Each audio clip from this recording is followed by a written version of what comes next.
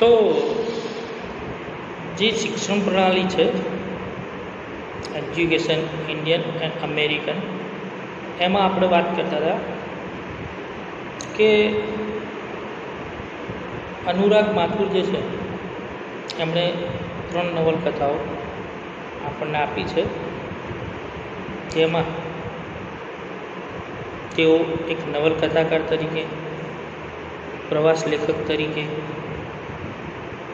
પત્રકાર તરીકે પણ તેઓ ખૂબ સારું કામ કર્યું છે.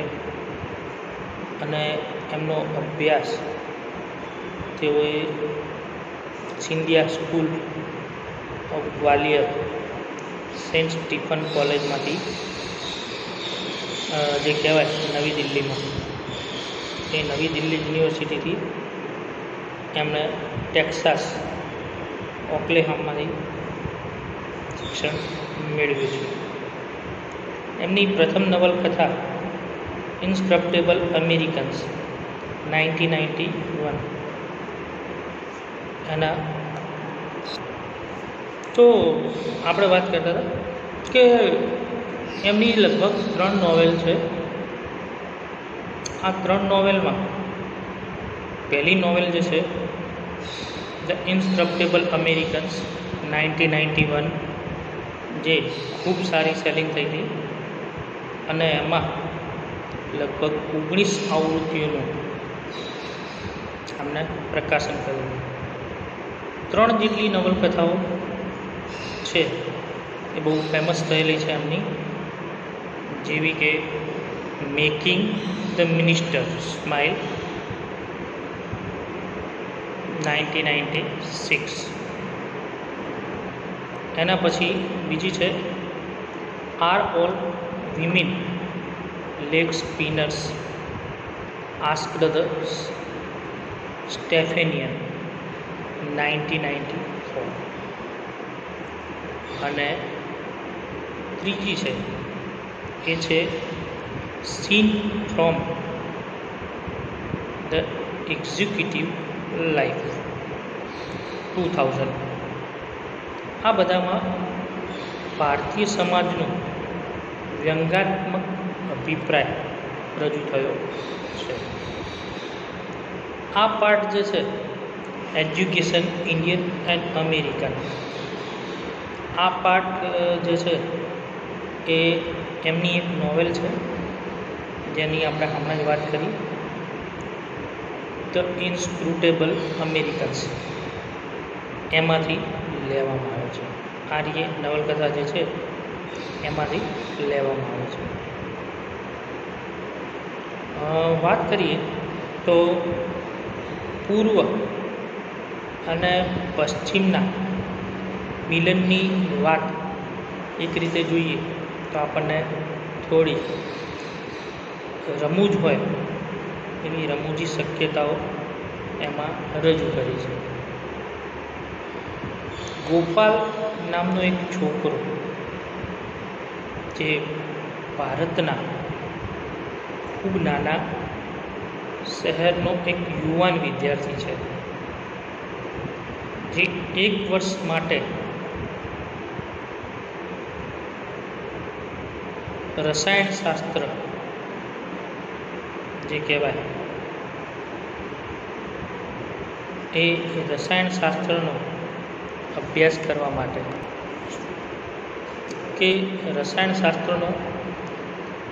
કરવા માટે અમેરિકાની એક યુનિવર્સિટીમાં જાય છે. અમેરિકામાં એ જુએ છે તેણે ફિલ્મો અને કોમેડી દ્વારા પ્રાપ્ત કરેલા અમેરિકા અંગેની માહિતી કરતાં કંઈક જુદું જ અમેરિકામાં એને જોવા મળે છે.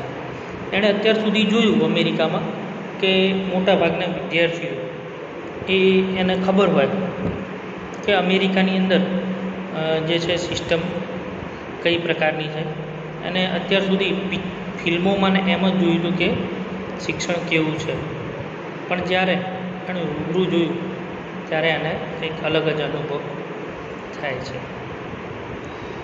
જ્યારે એ અમેરિકાની યુનિવર્સિટીમાં અભ્યાસ ત્યાં કરવા જાય છે ત્યારે ફિલ્મો અને કોમેડી દ્વારા પ્રાપ્ત કરેલા અમેરિકા અંગેની જે માહિતી છે એનાથી એકદમ વિપરીત છે, તદ્દન અલગ છે. તે ઘણીવાર પોતાની જાતને ખોવાયેલી અને અચંબામાં જુએ છે, પણ તેને આંતરિક આશાવાદ અને આત્મવિશ્વાસ તેની મદદમાં આવે છે. આ લખાણમાં શિક્ષણની બે પદ્ધતિઓનો વિરોધાભાસ રજૂ થાય છે. શિક્ષણની જે બે પદ્ધતિઓ છે એમાં આખો તદ્દન નવો, તદ્દન વિરોધાભાસ જોવા મળે છે. અમેરિકન શિક્ષણ પ્રણાલી એ મૌલિક વિચારણા અને પ્રશ્નોત્તરી પર ભાર મૂકે છે. એમાં જે કહેવાય કે મૌલિક વિચારો, કે વ્યક્તિ જે કંઈ શિક્ષણ મેળવ્યું છે એના વિશે ખરેખર એ કેટલું જાણે છે, અને એમાં પ્રશ્નોત્તરી દ્વારા એનો ટેસ્ટ એક પ્રકારે કહી શકાય, તેવો ટેસ્ટ એ પ્રકારે લઈ શકાય. જ્યારે આપણા દેશની અંદર, ભારતમાં, એ માત્ર પાઠ્યપુસ્તક, પરિણામ, એણે આપેલા ટેસ્ટ કે સર્ટિફિકેટોના આધારે એનું મૂલ્યાંકન થાય છે. જ્યારે અહીંયા અમેરિકામાં જે છે એ આખી અલગ જ પ્રણાલિકા જોવા મળે છે. અમેરિકામાં વ્યક્તિને એની વાતને રજૂ કરવા દેવામાં આવે છે. અમેરિકામાં જે કહેવાય કે શિક્ષણ પ્રણાલીમાં મૌલિક વિચારો, પ્રશ્નોત્તરી, એના દ્વારા વિદ્યાર્થીને અંદરની જે આંતરિક જિજ્ઞાસા વૃત્તિ જે છે એને સંતોષવાનું કે એને પોષવાનું જે કામ છે એ થાય છે.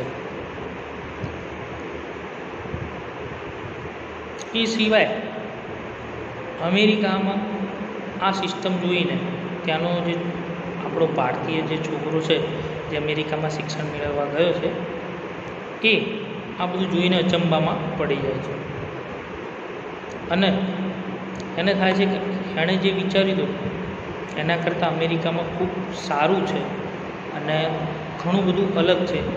એને એમ હતું કે એણે પિક્ચરોમાં અને બીજામાં જે કંઈ જોયું છે એના કરતાં ઘણું બધું અલગ એને જોવા મળે છે. આંતરિક આશાવાદ અને આત્મવિશ્વાસ તેની મદદ આવે છે. આ લખાણમાં અને શિક્ષણની બે પદ્ધતિઓનો અને વિરોધાભાસ જોયો. આપણા ભારત દેશમાં કંઠક અથવા તો જેને કહેવાય કે મોઢે કરવાનું, અથવા તો જેને કહેવાય કે મોઢે બોલવું, કંઠસ્થ કરવાની પદ્ધતિ ઉપર ભાર મુકાય છે. માની લો કે આપણે બાળકોને નાનપણથી જ શીખવાડીએ છીએ જે કંઈ વસ્તુ અથવા જે કંઈ આપણે એને માની લો કે પહાડા અથવા એકા બાળકોને શીખવાડીએ છીએ તો એને રોજ એની પ્રેક્ટિસ કરાવીએ છીએ. એ સિવાય બાળકને સતત પૂછ્યા કરીએ છીએ કે આનો શું જવાબ થાય, આનું શું થાય, એમ કરીને આપણે એને કંઠસ્થ અથવા તો જેને કહે ને કે મોઢે કરાવવાનું આ પદ્ધતિ અપનાવીએ છીએ. અને મોટાભાગે આપણા દેશમાં આવી કંઠસ્થ કરવાની પદ્ધતિનો વધારે પડતો ઉપયોગ થાય છે. ગોપાલ જે છે એ પણ મોટાભાગનું શિક્ષણ એણે ભારતમાં મેળવેલું છે અને ભારતમાં જ એ તાલીમ મેળવેલો છે,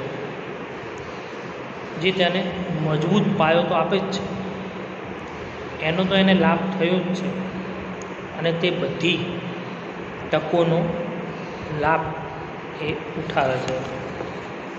પણ બીજી એક બાબત એ છે કે જ્યારે કંઠસ્થ પદ્ધતિ હોય એમાં બાળકોએ વધારે પડતું કંઠસ્થ કરવાનું અને યાદ રાખવાનું થોડુંક એમના માટે અઘરું હોય, છતાંય એ આ કામ કર્યા કરે છે. કોલેજ કાળની અંદર ગોપાલ પોતાના કામને સમર્પિત રહે છે. જો કે એ જાણતો હતો કે આ એક એની ભ્રમણા છે.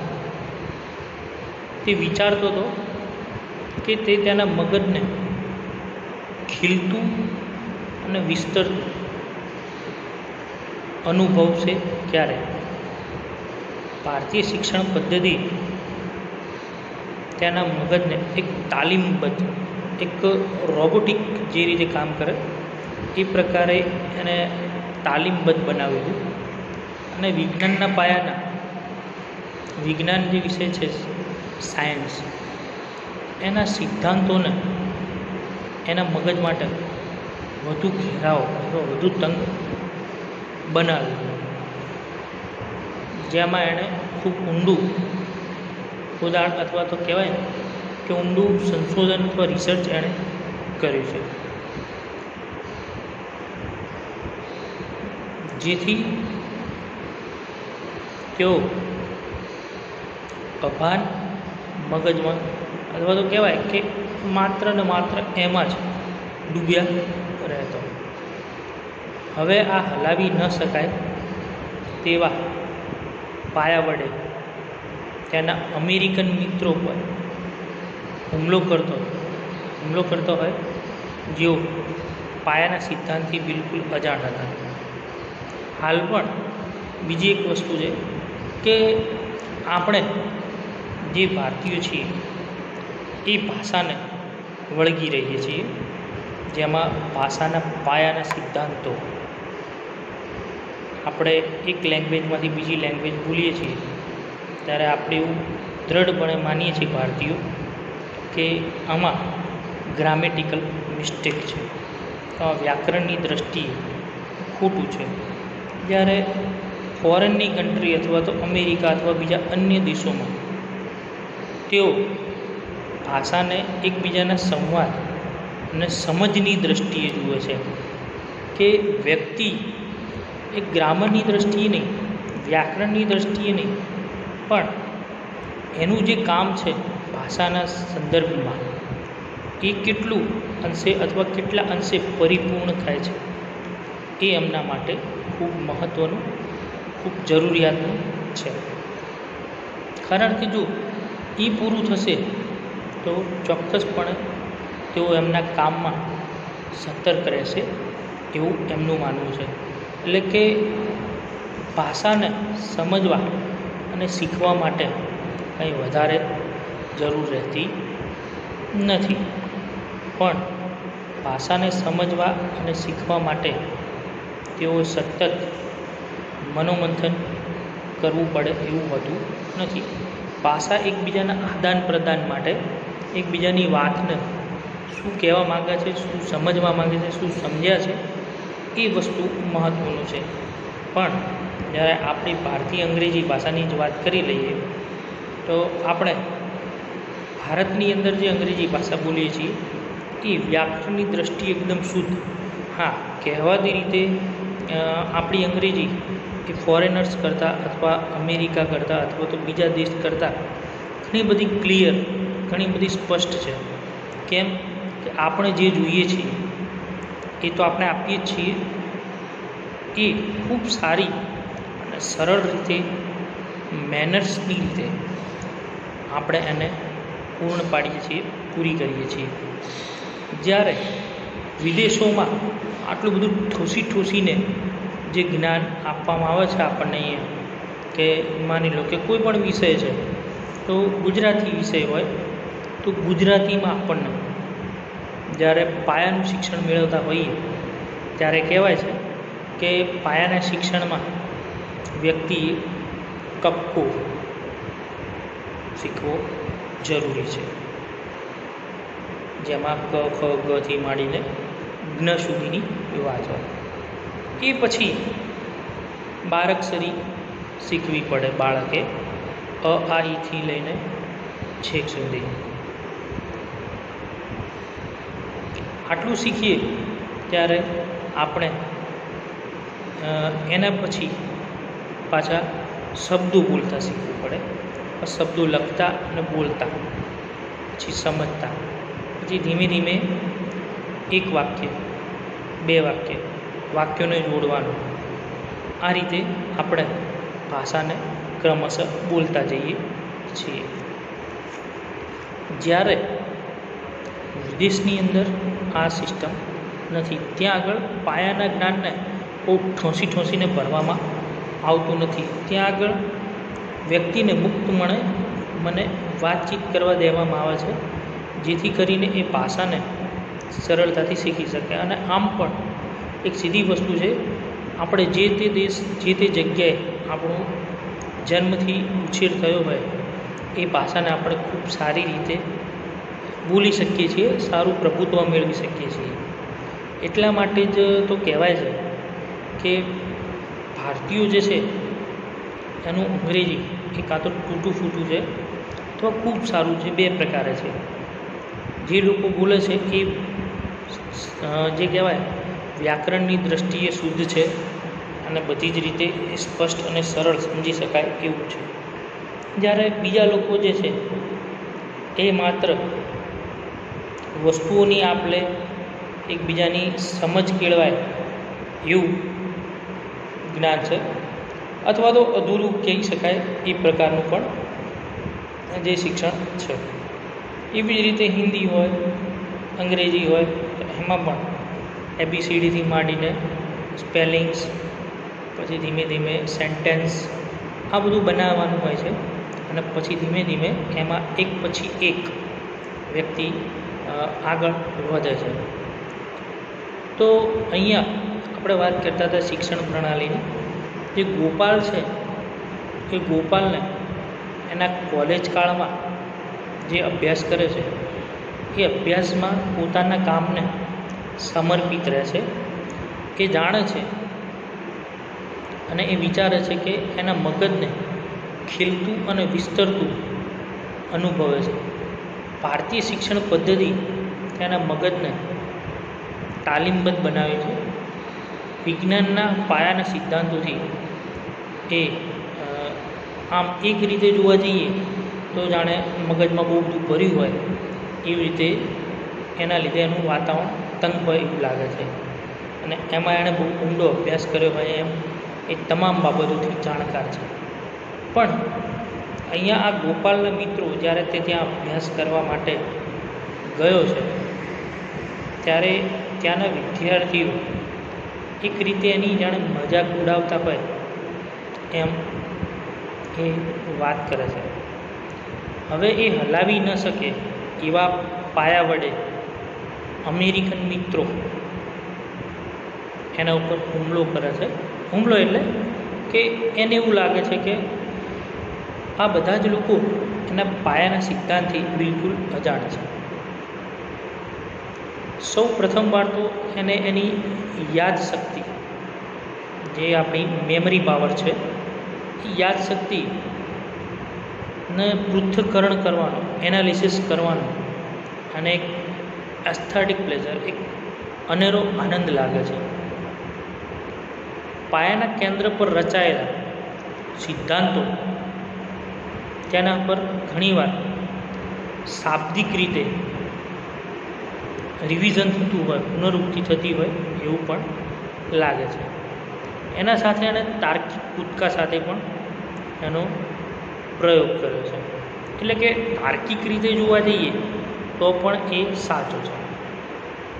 ઘણીવાર અચોક્કસ રીતે એ અટકી જાય છે, જાણે કે તે કોઈના ઠપકાની રાહ જોતો હોય એ રીતે. પુસ્તકના વિચારોને એ વાગોળે છે, તેને બદલે એને પ્રોત્સાહન પણ મળે છે. એનું મગજ ઉડવા લાગ્યું, તે પોતે ઉડતું હોય એવો એને અનુભવવા લાગે છે. પોતાના જીવનમાં સૌ પ્રથમવાર તેણે અભ્યાસની જે કહેવાય એવી ભવ્યતા એણે અનુભવી છે. તે ભારતમાંથી યોગ્ય સમયે બહાર આવ્યો હોય એવું એને લાગે છે. તેણે શિક્ષણની સૌથી સારી પદ્ધતિ મળી તેના શરૂઆતના વર્ષોમાં શિસ્ત અને પાયાની વસ્તુઓ એનામાં જાણે આપવામાં આવી હોય, સંસ્કારોનું જેમ સિંચન કરવામાં આવે એવી રીતે એને રેડવામાં આવ્યું હોય એવું લાગે છે. અપંગ મગજની વાત કરીએ, મતલબ કે ઘણું બધું ભરાઈ જાય ત્યારે એક સીધું ઉદાહરણ કહીએ તમને તો એક વાટકી છે એને આખી ભરવામાં આવે પાણીથી, તો એના અંદર જે પાણી છે એ પાણી ભરાયા પછી વધારાનું જે પાણી હશે એ વાટકીની બહાર નીકળી જશે. એટલે કે એક સીધી બાબત છે કે જો પાણી બહાર નીકળી જાય તો પછી એનો કોઈ અર્થ રહેતો નથી. તો કહેવાય કે જો એ પાણી બહાર નીકળી જાય તો એનો મતલબ એવો થયો કે જે કંઈ છે એ એટલું જ એની અંદર સમાવવાની શક્તિ છે, કેપેસિટી છે. તો મિત્રો આની અંદર પણ એ જ વાત છે કે મગજની અંદર જેટલું પણ સમાય છે એટલું જ એ વ્યક્તિ આદાન અને પ્રદાન બંને પ્રક્રિયા હોવી જોઈએ શિક્ષણની અંદર. પણ જે હાલમાં જે શિક્ષણ પ્રણાલી છે એમાં આવું ઓછું જોવા મળે છે. આદાન અને પ્રદાન હોય, શિક્ષક ભણાવવા માટે તૈયાર છે, પણ વિદ્યાર્થીઓ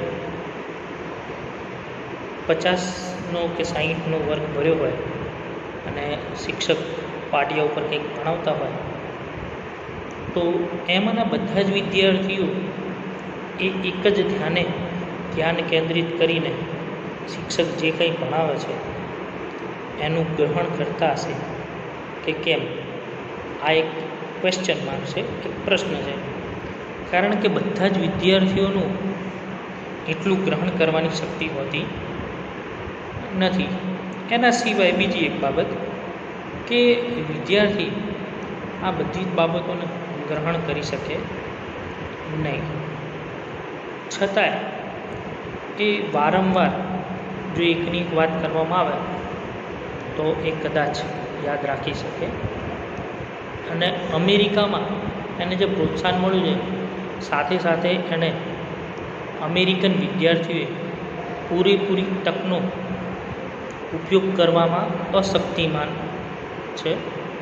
જે તકો એને ઉચ્ચ સ્તરે તેમની શિક્ષણ પદ્ધતિ પૂરી પાડતી હતી એ તકો હવે એને વધારે ઉપયોગમાં આવશે એવું પણ એક રીતે કહી શકાય. તે પુસ્તકાલયમાં મોડે સુધી અભ્યાસ કરતો, પ્રયોગશાળામાં પણ એ મોડા સુધી રહેતો. એનું કારણ એવું નહોતું ગોપાલ કે એને એમાં ખૂબ રસ હતો, પણ તેને ઉચ્ચ ગ્રેડ મેળવવો હતો.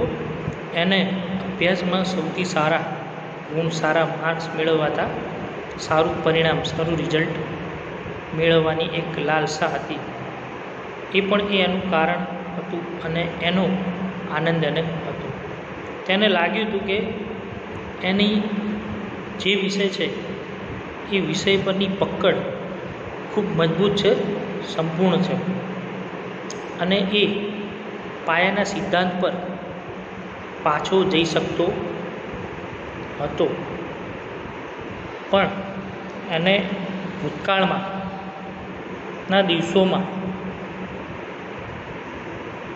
જે કંઈ નિહાળ્યું અને ઘણી રીતે મેન્ટલી ટોર્ચરિંગ, માનસિક રીતે એ પીડાયો હોય એવું પણ એને લાગતું.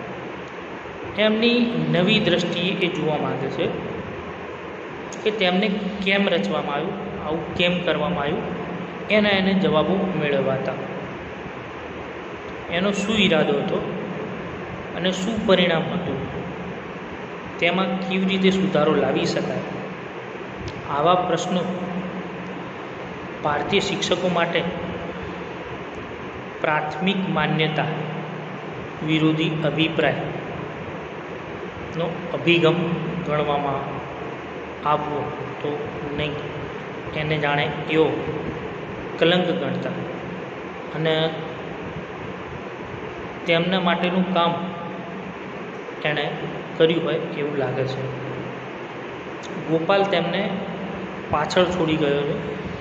તે ઘણીવાર ખુશ થઈને વિચારતો કે તેના પ્રશ્નો માટે તેઓએ કેવો ભયાનક પ્રત્યાઘાત આપ્યો હતો અને હવે તે તેમની બાલ્યાવસ્થામાં જે કંઈ મગજમાં ઠસીને ભરવામાં આવ્યું હતું એ વિચારવા લાગ્યો.